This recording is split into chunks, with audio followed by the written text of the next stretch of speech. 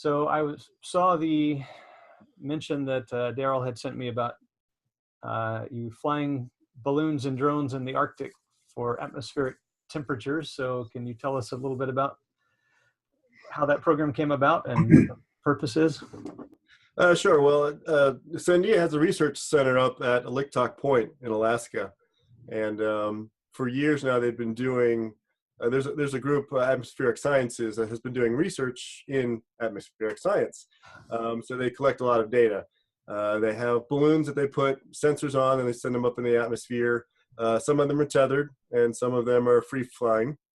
And then recently, they've been using UAVs to help collect data as well. And so since our department flies UAVs, we went up there to help them fly some of their payloads. So what are you getting from the UAVs that you're not getting from the balloon? How does that data kind of back itself up? Sure. So the difference between gathering data from a balloon and gathering UAVs is, first thing is, there are strengths and weaknesses to both. A balloon can stay up for a really long, extended length of time. So you can have it up for 8 hours, 10 hours for the day, depending on weather. For UAV, you're limited to 15 minutes to maybe a half an hour. The advantage of the UAV is, one, that it's quick to put up, and two, you can move it around very easily and rapidly. And then three, because it can use GPS, it can actually stay holding on a particular position. A balloon, you put it up and it gets blown by the wind. So even if you put it up in a certain area and the wind changes, you're now measuring temperatures in a different spot. And so with a UAV, especially with a multi-rotor, you can stay fixed in one certain place for the length of your flight. Are you flying basically the same kind of payload on both? Is the data pretty much the same? It's just a matter of how you get it? Yeah, we are actually flying the exact same payload on both. And that was mainly to compare the data from both, just to see how well they both do. And the payload for either one consists of, there's a standard package that weather balloons use. So we use that, which gathers temperature and pressure and all that kind of stuff. So that actually, on the UAV, actually hangs below it to get it out of the prop wash. And then there's this new sensor that we were using. It's a fiber optic tether. And you can actually set it up so you can read temperatures every meter of the fiber.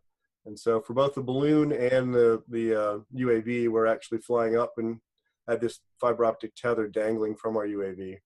Okay. Yeah, so tell me more about that.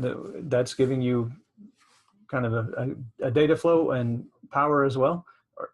There's no power. Okay. That's another thing that we're going to potentially work on, so we can stay up longer. But for this particular test, it was just data. And so we were getting a live stream of temperature every meter of the fiber. And so we can get this temperature profile that goes from the ground all the way up to where we were flying. Okay. What drones did you use for this work? For this one, we were using our heavy lift octocopter. So it's about 3 feet in diameter from edge to edge, spins 14-inch props. It can lift 10 pounds, but for this particular application, we were only lifting like maybe a pound, and that gave us about a 20-minute flight time. Okay. And were you using one system, or did you swapping out multiple ones and putting one up and bringing one down?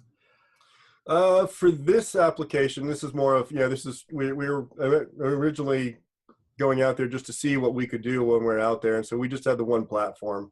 In the future, we're looking to do either multiple platforms, so we could take data for extended lengths of time, and even switching over to fixed wings, because fixed wings can stay up in the air for much longer than a multi-rotor. And you mentioned possible tethered systems with power. Would that kind of give you the best of both worlds, positioning? So that'll be the ultimate. That's one of our ultimate goals. Is there are systems out there now. Third parties are starting to develop these powered tether systems, and so we're looking into that, and so that we can extend our flight times from 20 minutes to a couple of hours. Would you foresee that ultimately replacing balloons, or is there a place for balloons that can't be replaced? There's always a place for balloons, but especially for when they do free flights and they release the balloons and let them go up in the altitude. Because those are cheap, and you can gather all sorts of data as it climbs up into the atmosphere. And there's only a certain height that we can get to before we have to come back down. So there's that aspect of it. But when you start looking at kind of potentially tethered applications or lower altitude applications, we're hoping to replace balloons with the UAVs because turnaround time is just that much quicker. And also you don't have to deal with inflating the balloon and taking all into account and wind and all that kind of stuff. And so ultimately, we only flew one multi-rotor this time, but we can easily foresee flying multiple multi-rotors. Okay. And ultimately, the idea is to even automate this kind of stuff. And so a scientist says, hey, I want to take measurements now, and he pushes the button, and you have a swarm of these things take off. They all fly at different altitudes, so you're still getting this temperature profile. So maybe you use a tether, maybe you don't. So you can fly at all these different altitudes and get all these different temperature profiles, and then they can move around the area, so you can get more of a feel for what's happening around you, as opposed to just this one line from like the fiber tether right now. So when do you foresee something like that coming about? All it takes is time and money. Given the right input, we can, this is all doable. And so in, 3 to 5 years, we can certainly accomplish this kind of stuff. Okay. So for this test or demonstration, what were some of the challenges you faced weather-wise? So, we always try to do our research wherever we go, as far as weather and location. And obviously we were above the Arctic Circle.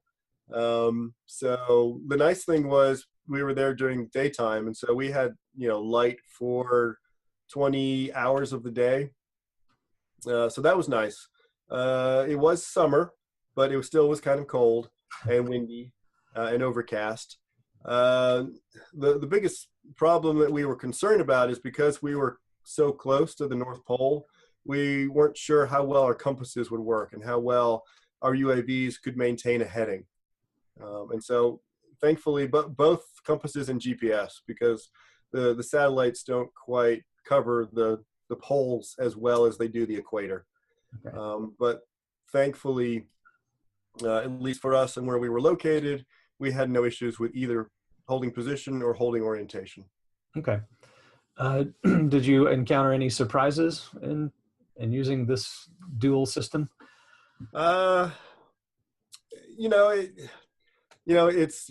it's as far as surprises go, this is research and this was our first time out. And so we were the biggest, I don't want to say problem, the biggest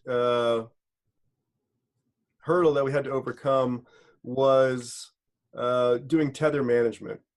And so we had, the vehicle would climb at a certain rate, and we had a user on the ground with a foot pedal to operate the spindle. And so he would try to match our climb rate, both for ascending and descending, so that we didn't get too much slack in the system. If you get too much tension, you could break the fiber. And if you get too little tension, you could start getting all of this slack, and it could get caught on various things on the ground. So that was our biggest hurdle. Okay. So you mentioned that, what you could see as the future for this kind of work with using drones as part of it. Are they used a lot in atmospheric research now, or do you see that as a kind of a growing thing? UAVs are starting to be used for atmospheric sciences right now, and I can see that definitely being a growing thing, especially now that the FAA has opened it up more for commercial use. And so you can see it more, both for taking measurements in the atmosphere, but also, farmers are starting to use them to scan their fields with multispectral cameras. All right. And so what else, what other kind of things are you working on now that we should learn about? I guess. You're always into something. Well, the question is, what can I tell you? Exactly. You know, being part of the robotics and counter robotics department at Sandia, we kind of look at both sides of the equation. And so, you know, UAVs are a big topic. And so we're looking at the control aspects of UAVs. And then on the counter side, we're also looking at trying to counter these UAVs because they're becoming an issue for areas as well. And so we're looking at different techniques to counter as well. Waiting for more detail, but I guess we'll yes, I know. All right. Well, thank you very much for talking with me about this. No, you're very welcome.